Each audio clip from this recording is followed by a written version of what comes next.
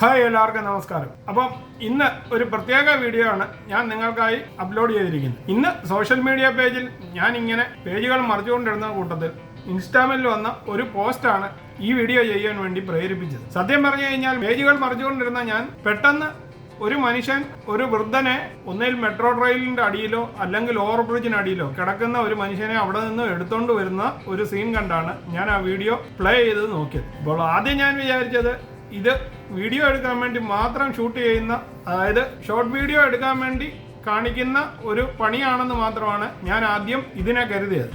അങ്ങനെ ആയിക്കോട്ടെ എന്ന് വിചാരിച്ച് ഞാൻ ആ വീഡിയോ കണ്ടപ്പോൾ സത്യം പറഞ്ഞു കഴിഞ്ഞാൽ ഈ മനുഷ്യൻ ആ വഴിയിൽ കിടക്കുന്ന ഒരു വൃദ്ധനെ എടുത്തുകൊണ്ട് വരുന്നതും അതിനുശേഷം ആ വൃദ്ധനെ മുടിയെല്ലാം വെട്ടി അത് കഴിഞ്ഞ് ഷർട്ടൊക്കെ ഊരി കംപ്ലീറ്റ് ഷേവും ഒക്കെ ചെയ്ത് വെള്ളം ഒഴിപ്പിച്ച് കുളിപ്പിച്ച് അത് കഴിഞ്ഞ് കോട്ടും സൂട്ടും ഒക്കെ ധരിപ്പിച്ച ശേഷം തലയിലൊരു ഹാറ്റും വെച്ച്, അപ്പോൾ ആദ്യം നമുക്ക് ഈ വീഡിയോ ഒന്ന് കാണാം. അതിനുശേഷം ഇതിനെപ്പറ്റി ഞാൻ പറയാം.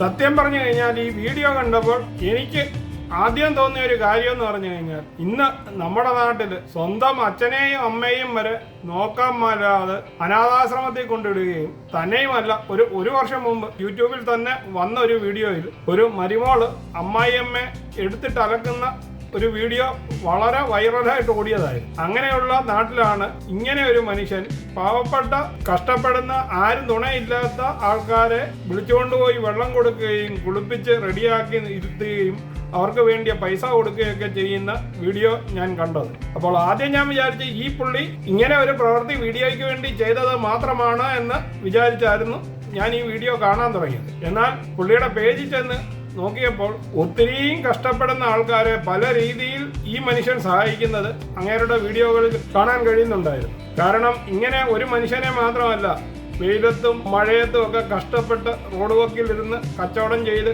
ആരും സാധനങ്ങൾ മേടിക്കാനില്ലാത്തവരെ സ്വന്തം കാശ് കൊടുത്ത് സാധനം മേടിച്ച് സഹായിക്കുക, വെള്ളം കുടിക്കാനില്ലാത്തവർക്ക് വെള്ളം മേടിച്ചു കൊണ്ട് കൊടുക്കുക, അവർ കൂട്ടത്തിൽ അവർക്ക് പൈസ കൊടുക്കുക, അങ്ങനെ ഒത്തിരി നല്ല കാര്യങ്ങൾ ചെയ്യുന്ന ഒരു മനുഷ്യനാണ് ഈ വീഡിയോയിൽ കാണുന്ന സഞ്ജയ് കുമാർ. അപ്പോൾ സ്വന്തം അച്ഛനമ്മമാരെ നോക്കാൻ പറ്റാത്ത നാട്ടിൽ ഇങ്ങനെയും മനുഷ്യരുണ്ടെന്നുള്ളതാണ് ഞാൻ ഈ വീഡിയോ നിങ്ങൾക്കായി അപ്ലോഡ് ചെയ്തത്. നിങ്ങളും ഇതൊന്ന് കണ്ടു നോക്കും, എന്നിട്ട് ഇതിൻ്റെ അഭിപ്രായം താഴെ കമൻറ്റ് ചെയ്യാൻ മറക്കാതിരിക്കും.